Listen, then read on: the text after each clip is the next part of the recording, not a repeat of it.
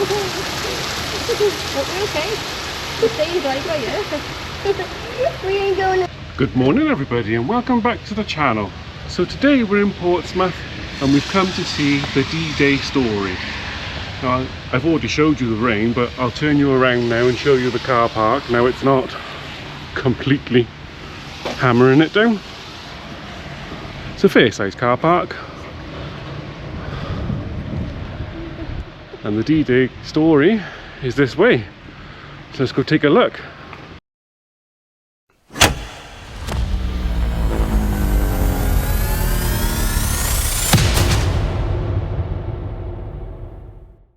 Well, that's the way out of the car park by there, and right outside they've got this massive landing craft. I do apologise if I get a bit of rain on the screen,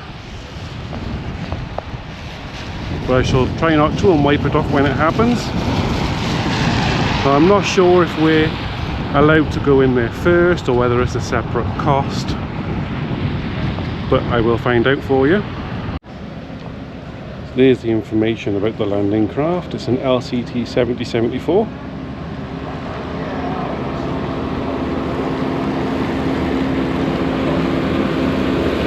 But the answer to the first part of the question is you've got to go into the D-Day story first to get a wristband, which will then allow you access into the landing craft. So let's do that first. Along the way there is like a little memorial.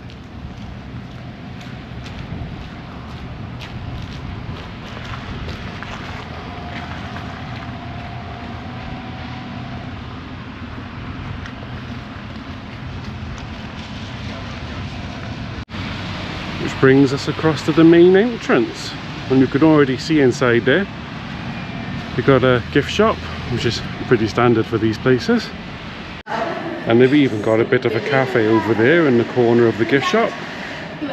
Oh, nice, Evie, very stylish. So this is what you see as soon as you come into the experience. It looks like there's going to be an awful lot of information again. Our backsides well and truly kicked out of Europe. I'll show you some, but as you know I can't show you 4 years have passed, everything. Our friends across the channel still suffer under the brutality of the jackboot. Unless we regain a foothold on the continent now, the likelihood of the Allies liberating Europe from the darkness of Nazi occupation and advancing towards Berlin to end this war anytime soon is frankly pie in the sky. And I need to remind everyone that Stalin's patience is at an end. The Russians have been fighting and dying in the millions on the Eastern Front since 1941. So gentlemen, the plan is Normandy. Yes, of course, Calais is a convenient stone's throw away, but has a decent board too. We all know Calais is the obvious choice, including the Germans. So what's special about Normandy then? It's no secret that we're North Atlantic Wall is nigh on and impregnable around Calais. But further south, and the fortifications are nowhere near.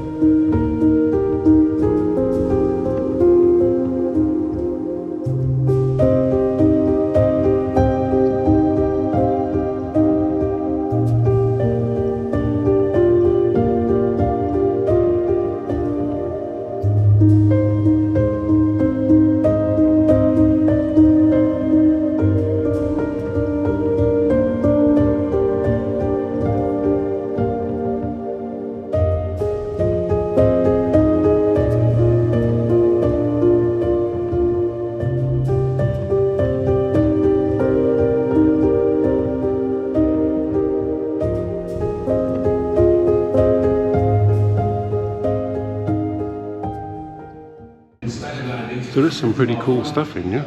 130,000 troops will hit Normandy's beaches with the objective of securing every... So this is a Sherman Bar tank.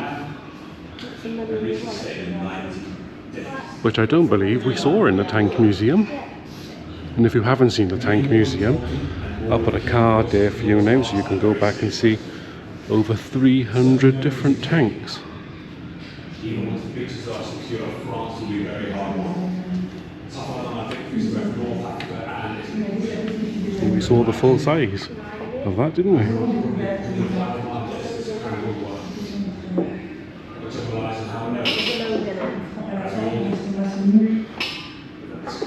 Ces bêtes ne sont pas distractions. Torturer une détaillée entière.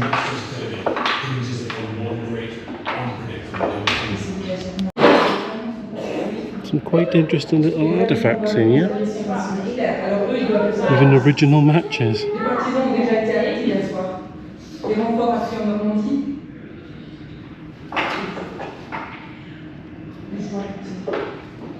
Ça doit être. A British Mark III helmet, a 24-hour ration pack, and a Denison smock.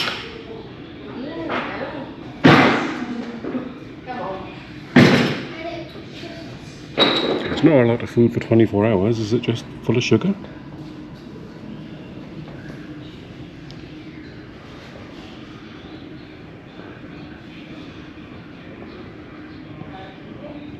That's one big camera.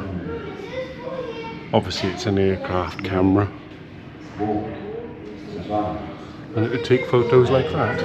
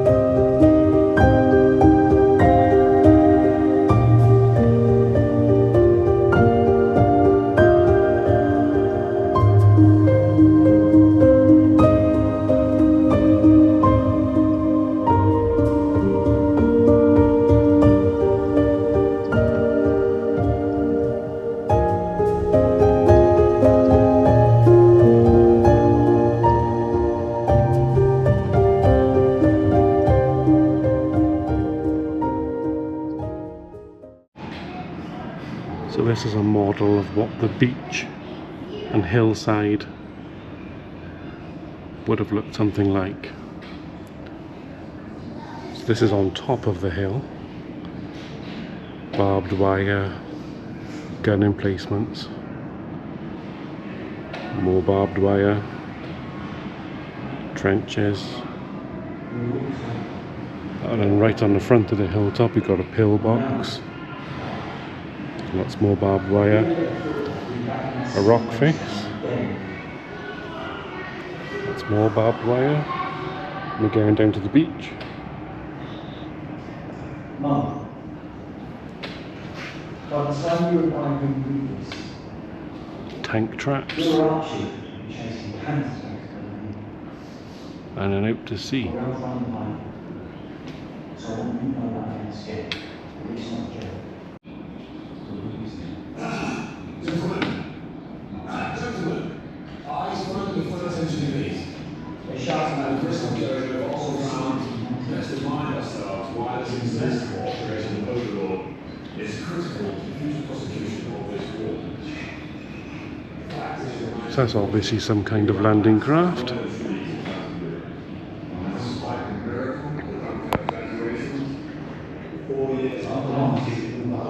A boat with wheels.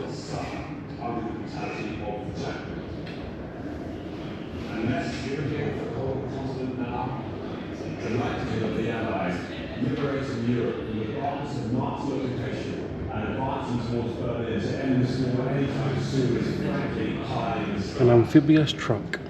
I really remind everyone that Stalin is fighting to the end.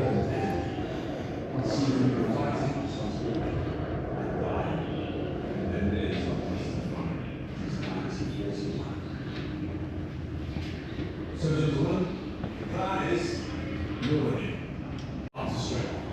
And they even created bogus maps and plans to purposefully be intercepted so that the enemy would get the wrong idea.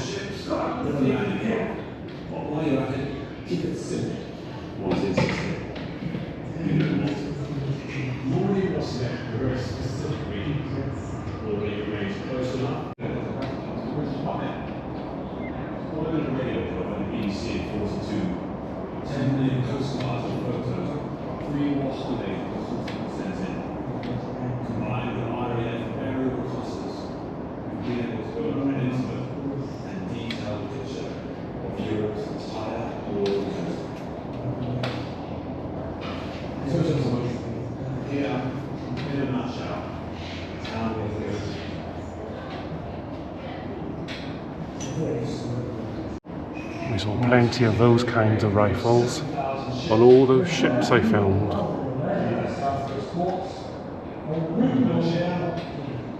Anybody understand German?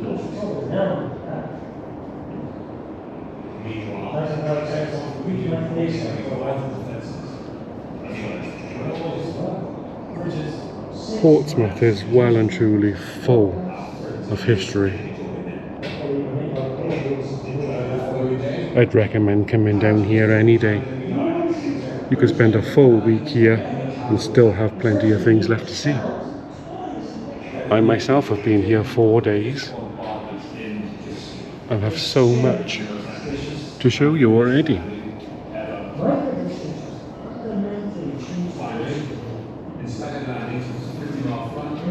It is quite dark in here though. I have got my torch on because there's no warnings saying no flash or torches.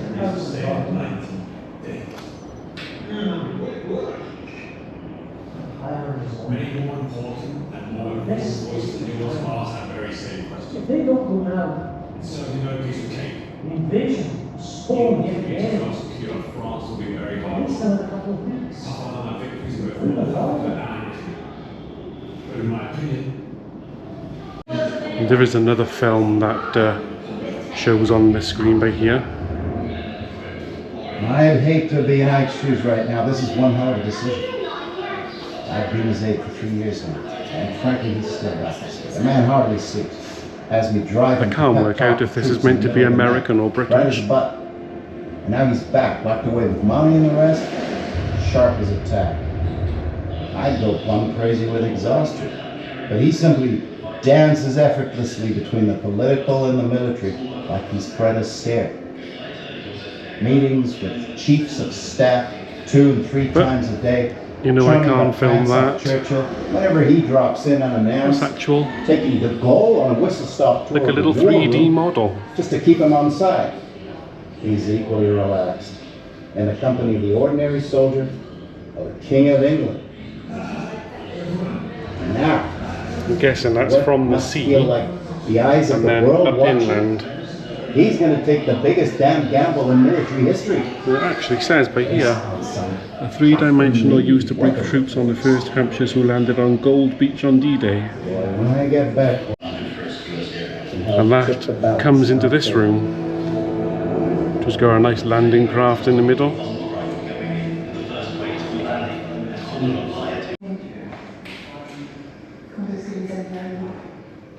Nous sommes prêts.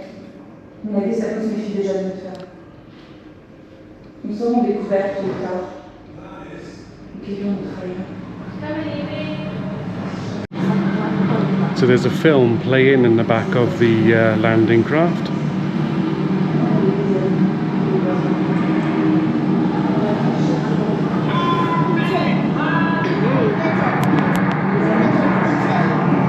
You can see the landing craft by there now, so they're supposed to be sat down inside. I'll turn the light back off now so you can watch it properly. Stone me. How does he do it? I'm gonna die of seasickness if we don't land soon. What if I'm here? You wouldn't leave me behind up there. You wouldn't, would you? Sarge? There's a bullet with my name on it. I just know it. As soon as we hit the beach, I'm a goner. I'm just not that lucky. I'll never.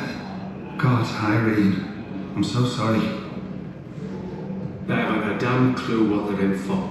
Poor sods. They're just kids. But I've been here before, and I don't feel so lucky this time round.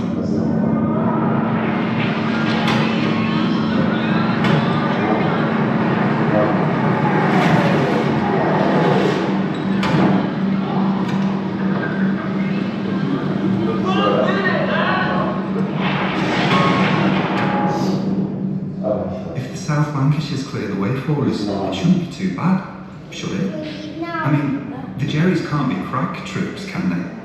Not patrolling a beach. So we should be alright, shouldn't we? Jesus. We're taking one hell of a pounding. If we don't get there soon, we're either going to break up or be drowned in the process. Not taking my chances on the beach anymore.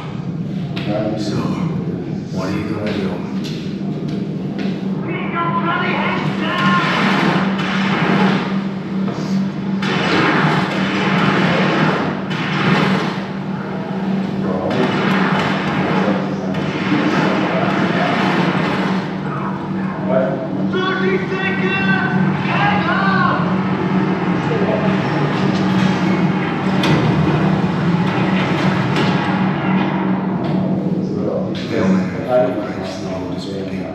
Blessed art thou amongst women, and blessed is the fruit of thy womb, Jesus. Holy Mary, Mother of God, pray for us sinners now, and at the hour of our death.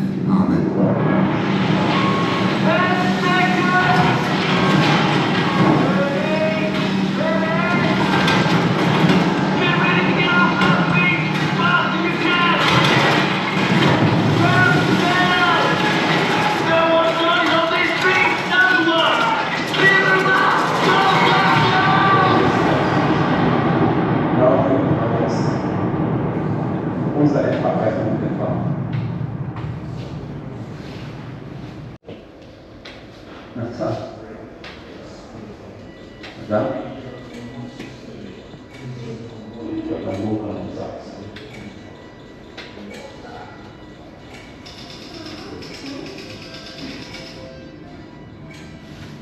We were ready to start sweeping within half a mile of the coast.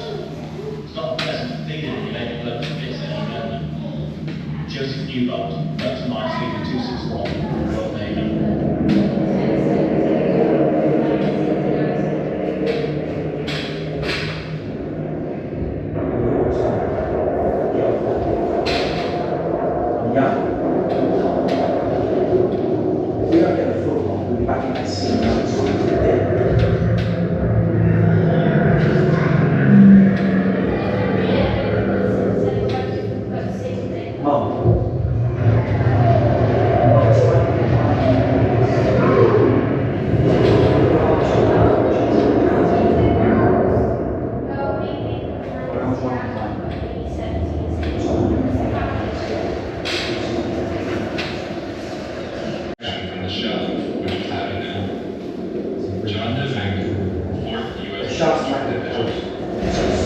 And we've all seen these, haven't we, on beachfronts normally, with holes cut in the top for you to donate to the local councils and such.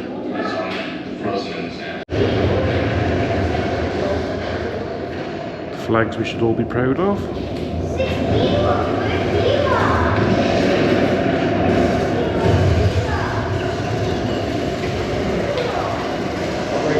We swam ashore about 50 yards under machine gun fire, and at one point I heard someone say, "Sounds we're intruding. This seems to be a private beach." Sergeant Donald Gardner, number 47, Royal Marines of Monaco.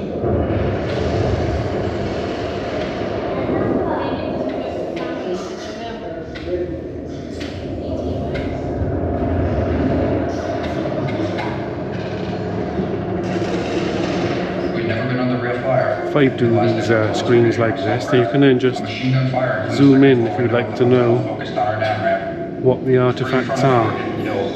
I jumped out between bursts into the rising core. Dockyard earthquake in Marshall's Canada.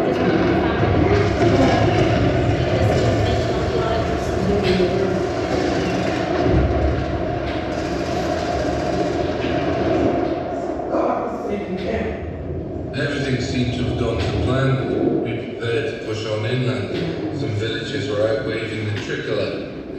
glasses of Calvados, we emerged into open country. It wasn't long before the 80 mortars were giving us a pasting. We lost several lads in that stretch of road. Private Jeffrey Duncan, first post.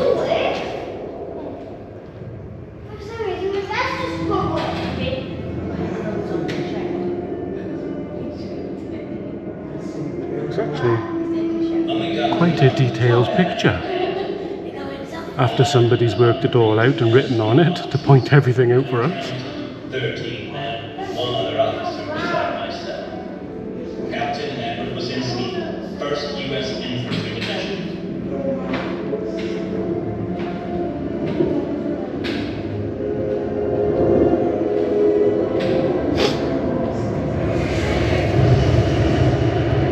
When the firing stopped, it was mid-afternoon.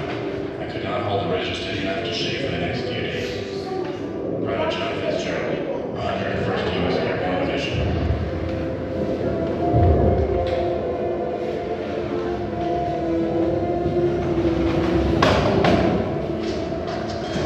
At this point, we were not sure the invasion was succeed. Our company was shot up so badly and with no organization, we didn't know what the other rebels were doing. If they'd helped us in the There are various films as you go around. 6 months meetings, Telling you about the different beach landings, which I have been showing you across the frontier.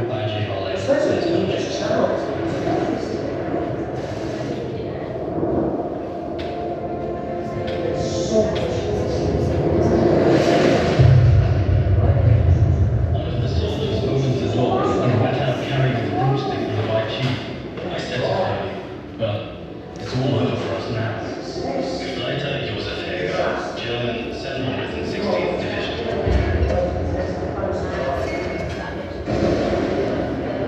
Our objective on D-Day was the city of Carl. We had a long way to go.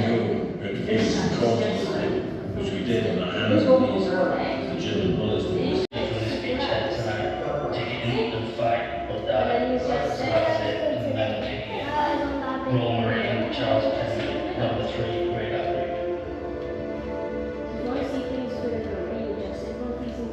So ended D-Day.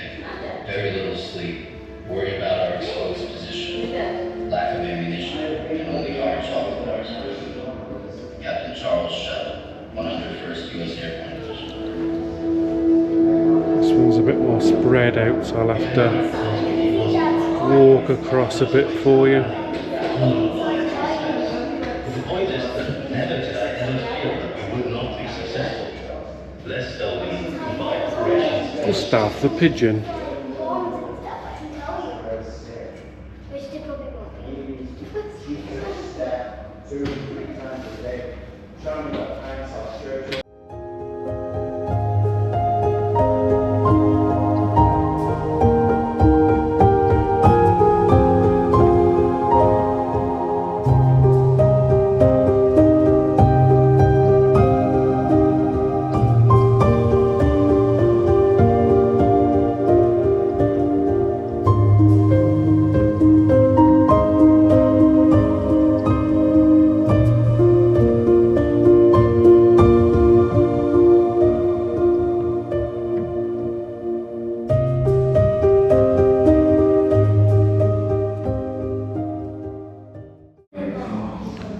There's an awful lot of history in this story.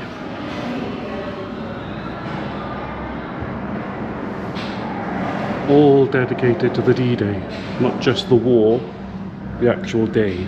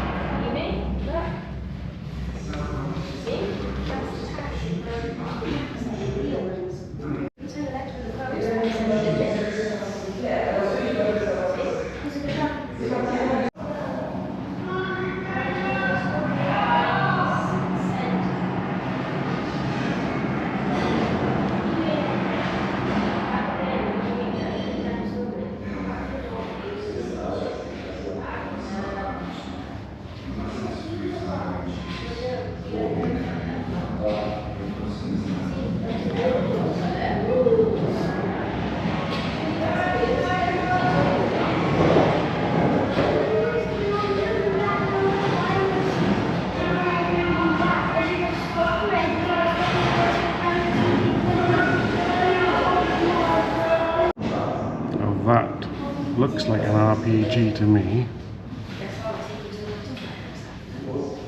But I don't think it is. Let's find out on this list. That was number 8. So that is a 3-inch aircraft rocket. That big one.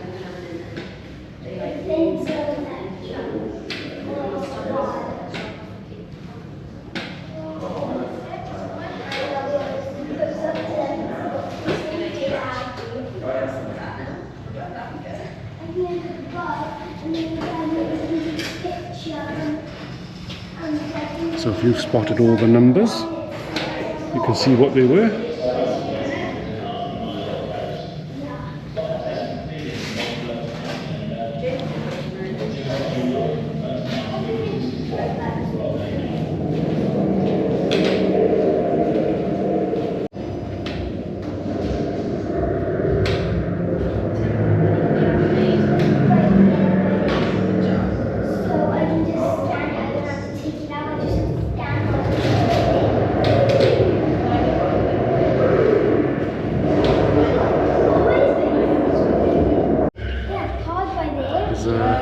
A boat motor by the looks of it.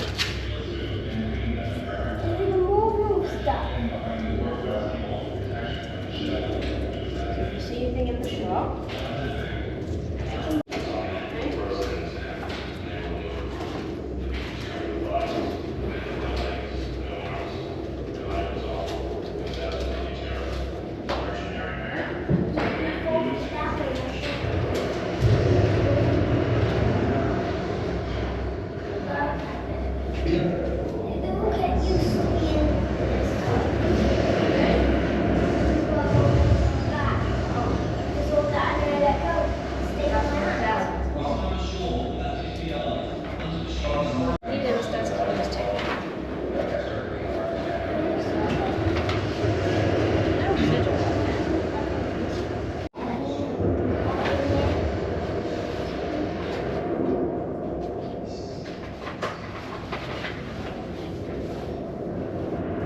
So I'm guessing we now go through these doors. But just before we go into the next little section, I did spot these on the wall. But it said this is the Overlord section. So let's go see what's here. So it looks like, as you can see, this section is mostly about embroidery. But it looks to be somewhat timely and D-Day related. Obviously I'm not going to show you them all, but I'll give you a quick look around. And these are all real, all embroidery, and you can see all the notice boards underneath. It does tell you about them all.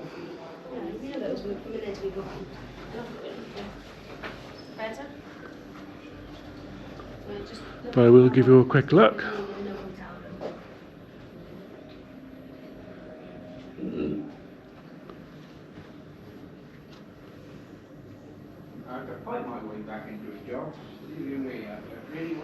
Now this bit looks every bit as big as the main museum bit.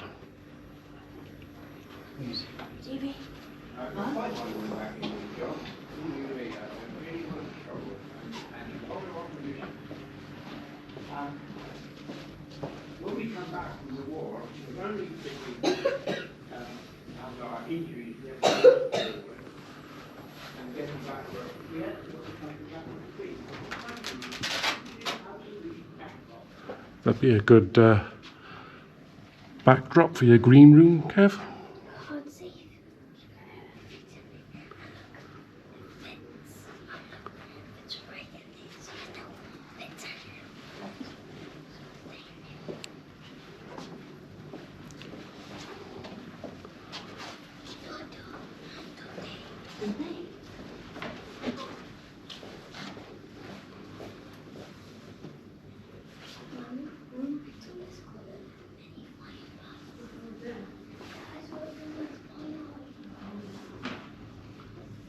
Hey, Grandad, dear Jim.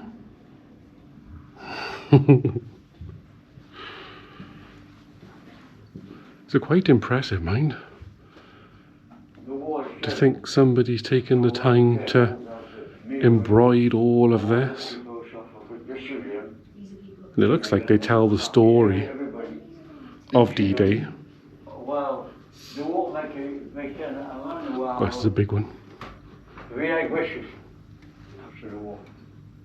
We are very aggressive, you know. We learn to be aggressive, but we stay aggressive for civil life, you see. It takes some time to recover as we were before. It takes a long, long time.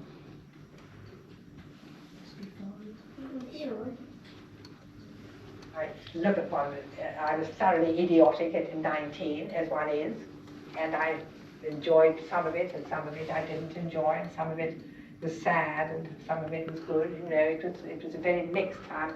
There are some stuff in the middle as well. Very interesting, and we were very, very lucky. Nobody I actually knew, particularly what was killed, which was extraordinary, really. There was one girl who was killed by a bomb. Nesta Harrods, I remember. Terrible. But that was the only one that I knew who was badly damaged.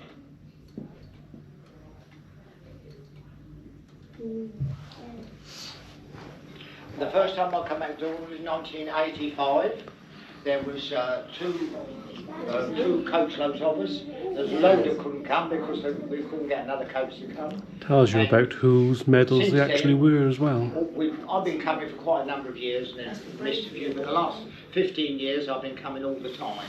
Well, I go to Hermerville Cemetery because I've got 3 Bucks Battalion men buried there, and every year I hope this isn't too jumpy in the dark. As soon as you take a GoPro in the dark, it tends to lose all of its stabilisation. When we were laying 6 miles off Goldbridge, we were hit by a German guided bomber. And fortunately I was on the port side, but the starboard side got hit by this German bomber. It killed 8 crew and injured 26. And really that's what I'm getting at, that the reasons I keep coming over here. Oh, I recognise that man by there in the middle. They were buried at sea, like all the other people lost their lives. And The man who saw us through it all. that's bring back sad times. Good old Churchill. But I can assure you, coming to Normandy, it's not a holiday. It's we commemorate, remember all those, not only my age, and all the other people that lost their lives.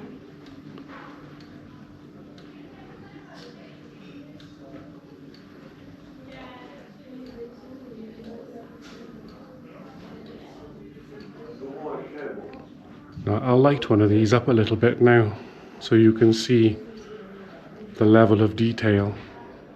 He formed the Normandy Veterans Surrey branch On this stuff. 30 years ago. The first year we formed up, we were too late to come to Normandy on the 6th of June, so we came in August instead, and from then on... It's a shame the glass is right in the middle of that.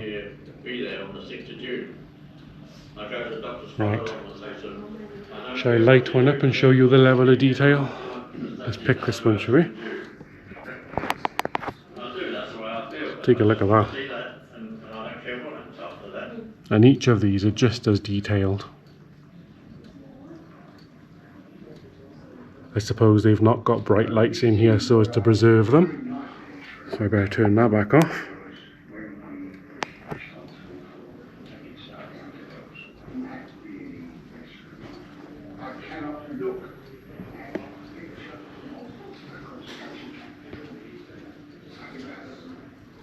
It's a bit dark in this corner. It's like the lights were turned off on that one.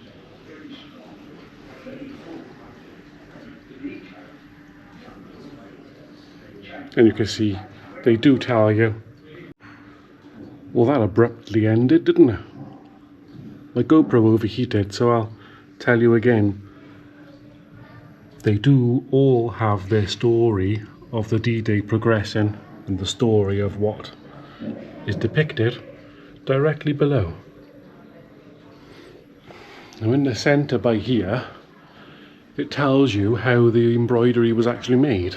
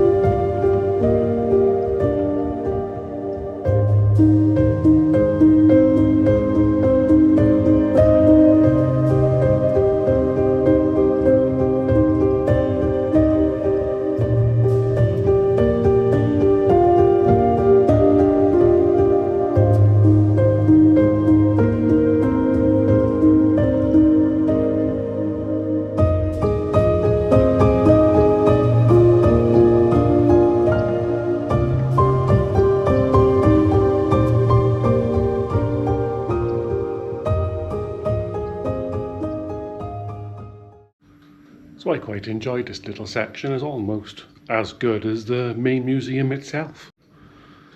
So now we'll exit this bit and go across and take a look at that landing craft that we saw earlier outside.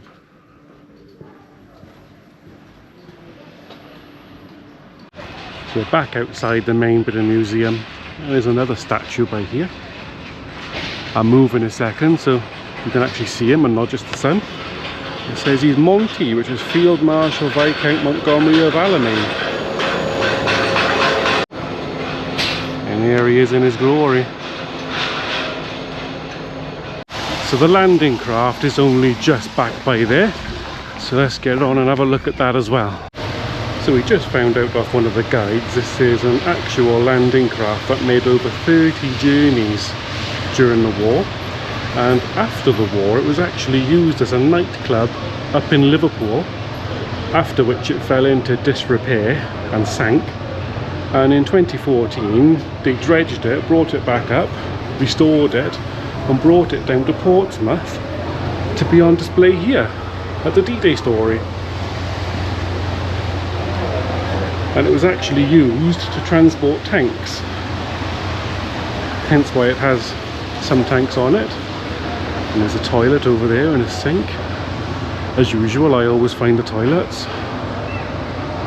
It's the same toilet that was on M33 from the docks.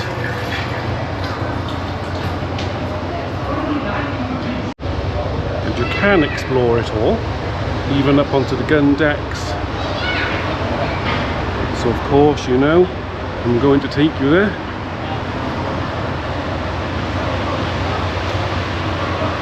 Sherman Grizzly.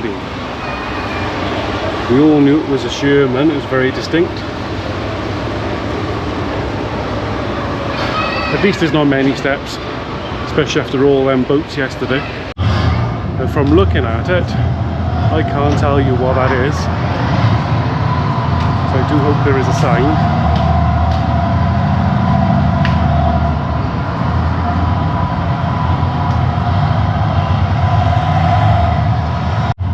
A little peekaboo in here, and you can actually see it was double hulled.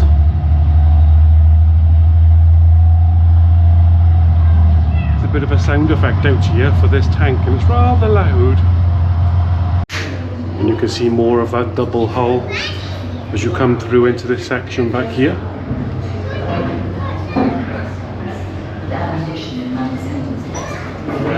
Yeah, the rest is open.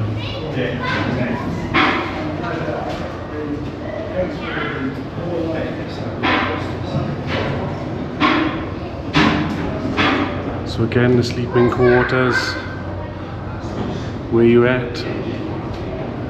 So I wonder where the kitchen is. I wonder if we get to see that.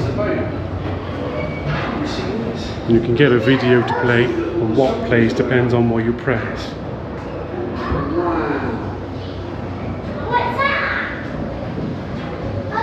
This way? Dad, you can't go that way, let's go this way. What's your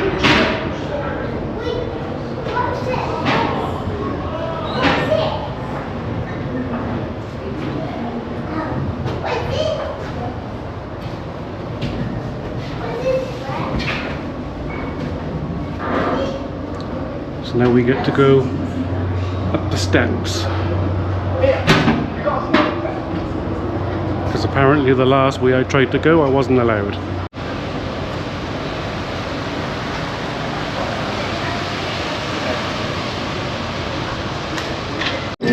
So just the 3 little windows for you to see where you're going. And what looks like a periscope.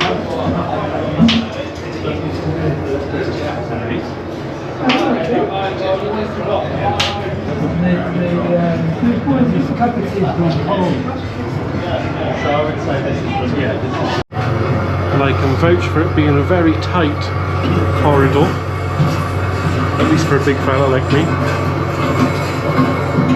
Oh, somebody used the party and haven't emptied it yet.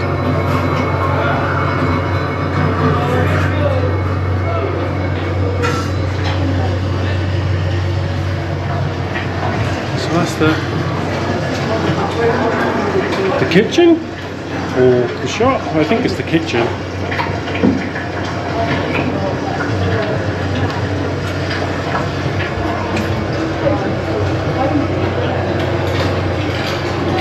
Through into probably where the officers used to sit, relax and eat their food.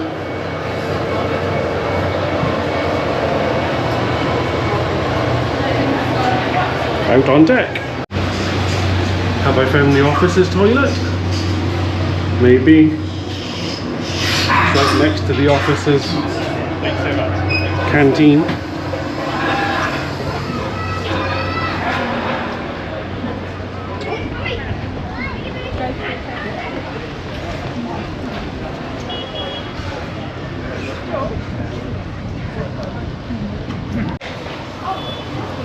Fair view from up here, and of course there's one of the captain's windows, so we gotta go up these steps to see what's up there. There's 2 guns up here, one by there and one just the other side of us by there, which I'll show you in a second. And there's the other one on the other side. I'll get my little helper to take you a bit closer for me now. This is a bit closer.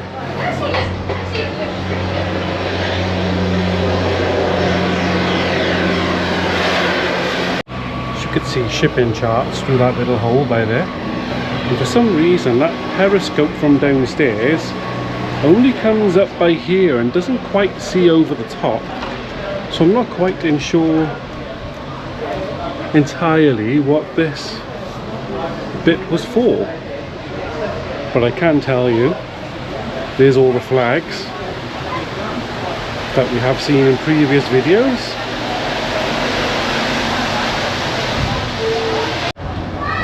So all in all, this has got quite an amazing story for doing so many journeys during the actual war, then ending up as a nightclub in Liverpool docks, to sinking, to being dredged and brought back up to the surface, brought down to Portsmouth into dry dock, repaired, and then brought down the road to Southsea for all of us to come and visit and see a bit of history. Absolutely amazing. Now I wonder if that's still used during the night to raise the entrance, because I wouldn't have thought they'd leave this thing open overnight for all the kids to come on and spray paint it and ruin it. So I left the drone at the hotel room today because the weather forecast said raining all day. I think it was 70% if I remember correctly. And look at that, absolutely perfect weather, and it's not too windy either, so I could have flown, but never mind. It is what it is, isn't it? So that was the D-Day story. What did you think to it? Let me know down below, and please like, comment and subscribe. I'll see you guys on the next one. Bye bye for now.